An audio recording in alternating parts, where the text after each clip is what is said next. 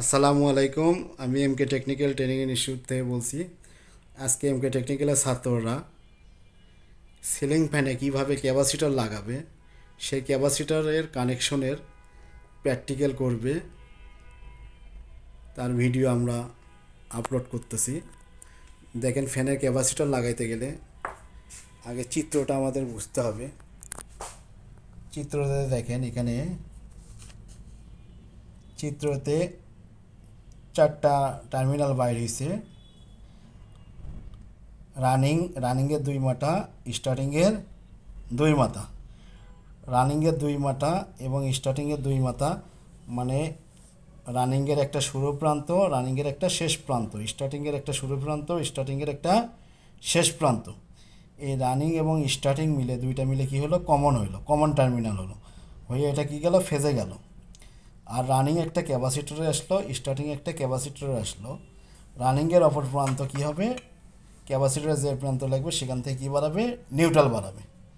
আবার কোনো ফ্যান মোটরে দেখা গেছে তিনটা টার্মিনালও এরকম বাড়াইতে পারে। এরকম কয়টা বাড়াইতে পারে, তিনটা মাথাও বাড়াইতে পারে। তিনটা মাথা বাড়াইলে একটা মাথা কী হবে, কমন, একটা রানিং, একটা স্টার্টিং। কমনটা কই যাবে, সিলিং রোজে যাবে।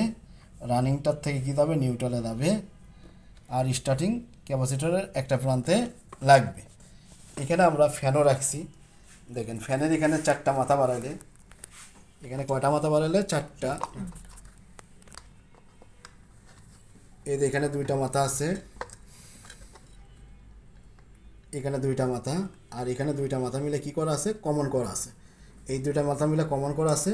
এখানে যে ক্যাপাসিটরটা আছে, ক্যাপাসিটরটা দেখতেছেন, এই ক্যাপাসিটরে কি একটা প্রান্ত রানিংয়ে লাগবে, একটা প্রান্ত স্টার্টিংয়ে লাগবে। রানিংয়ের যে প্রান্ত লাগবে সেই প্রান্ত থেকে কি বাড়াবে, নিউট্রালটা বার করতে হবে। এখানে দেখেন পূর্ণাঙ্গ একটা করা আছে,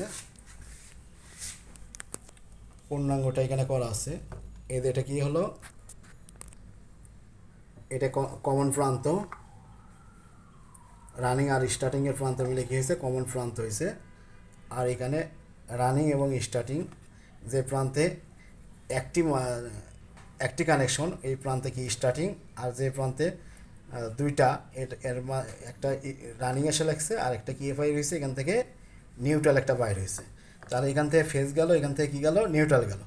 এই ফেজ নিউট্রালের দুইটা প্রান্ত সিলিং রোজ থাকলে সিলিং রোজে যাবে, অথবা এখান থেকে আমরা সাপ্লাই কর্ডের মাধ্যমেও চালাতে পারবো, অথবা সুইচ বা রেগুলেটরের মাধ্যমেও আমরা এই ফ্যানের কানেকশনটা চালাইতে পারবো।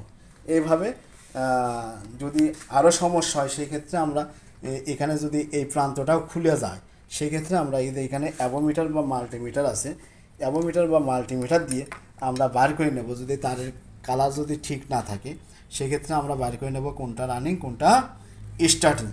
বার করে নিয়েও আমরা কানেকশন ওই চিত্র অনুযায়ী আমরা করতে পারবো বা দিতে পারবো।